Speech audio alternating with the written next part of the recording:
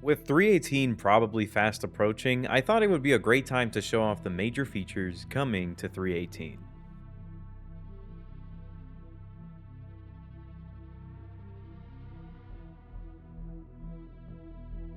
Probably the highlight of 318 coming to Star Citizen is the new gameplay loop, Salvage. With the Aegis Reclaimer or the Drake Vulture, players will now be able to hull strip materials from ships that turn it into RMC or raw composite material. You could then craft a multi-tool or multi-tool attachments from the inside of your ship using said materials that you salvaged. You could sell the RMC for AUEC or even use it to repair your ship with a new repair multi-tool attachments. This will be a great way to make AUEC when out in the verse, and in my opinion, probably even more fun and easier than mining, since there are no time limits like when transporting Quantanium before you meet your demise for not making it to the station on time.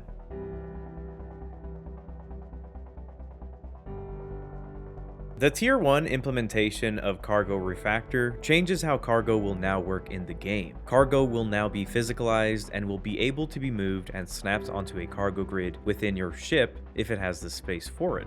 This is very likely to make pirating much more common and worthwhile, as you could now physically take the cargo off of ships that are not your own. This also opens up opportunities in salvage, like for example if you are using a vulture and you run out of storage, you can have a buddy come along in a cutlass or other ship with storage to take your crates so that you can have more room to continue salvaging.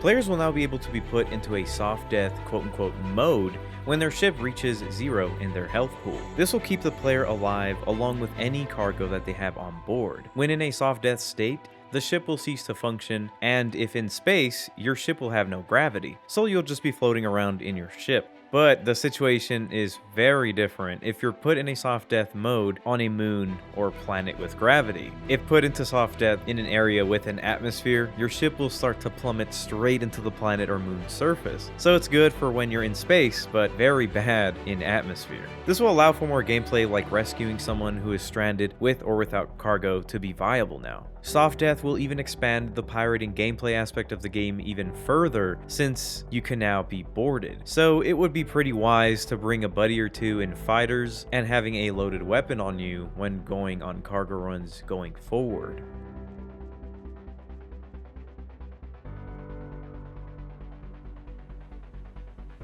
The new update will introduce the reactivation of Security Post Korea. Guards are being added, and more turrets and missions will be available at the station.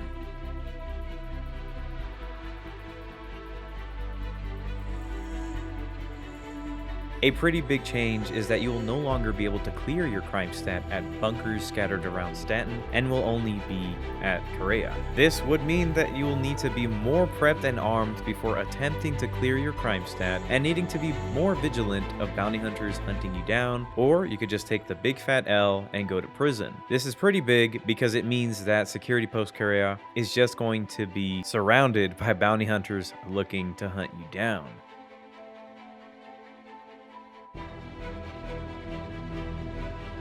In case you were unable to make it to SPK, or you decided to take that fat L and ended up in prison, you won't need to worry as much since there are new sandbox prison activities that gives more opportunities to inmates to earn merits or to aid in your escape from prison. Not only that, but a big quality of life improvement is that crime stats 1 and 2 are finally now able to be cleared by paying a fine at a terminal that you find at stations around the verse. This removes such a big inconvenience of needing to go all the way to Grimhex, buying a Tiger Claw, going all the way to SPK, and risk dying to a bounty hunter and needing to go to prison anyways, just to get rid of a little crime stat that we got on accident or due to a bug.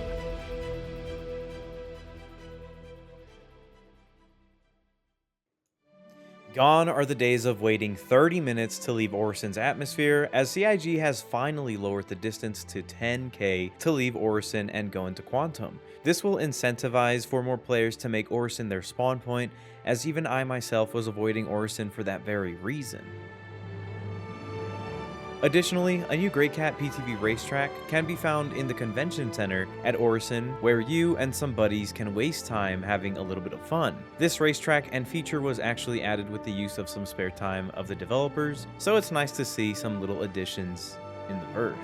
Lastly, new missions are being added to some Orison platforms, which is very nice to see. Some are pretty much the equivalent of bunker missions, like go in and take out a set amount of enemies in the area, but nonetheless, I would rather have more missions than none at all.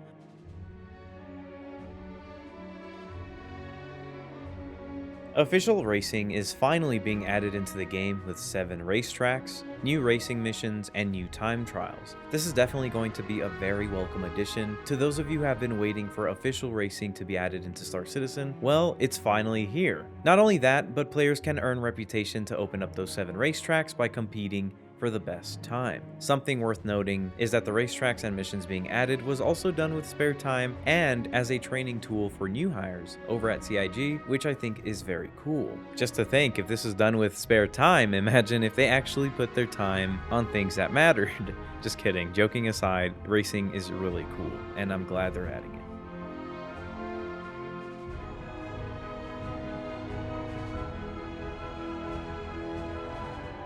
Some new points of interest have also been added, which gives us more to explore out in the verse, like the Daymar crash site, which has a crashed Star Runner and 600i that is being suspended by cables. More rivers and canyons were also added to both Microtech and Hurston,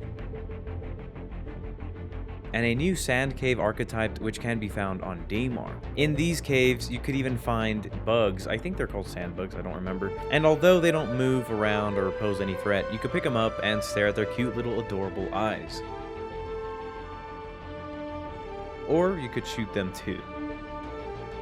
I know this is just theory crafting a little bit, but how cool would it be if we were given some kind of mission where we had to go into these new sand caves and there was this threat that we had to watch out for and that could actually kill you, like some creature? I mean, I know that's like a long shot, but that would be really cool.